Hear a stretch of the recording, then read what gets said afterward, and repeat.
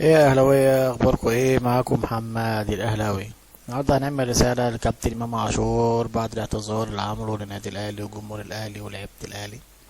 يا كابتن امام عاشور، احنا بنعتبرش اعتذار السوشيال ميديا ده اعتذار، ده كلام على الهوا.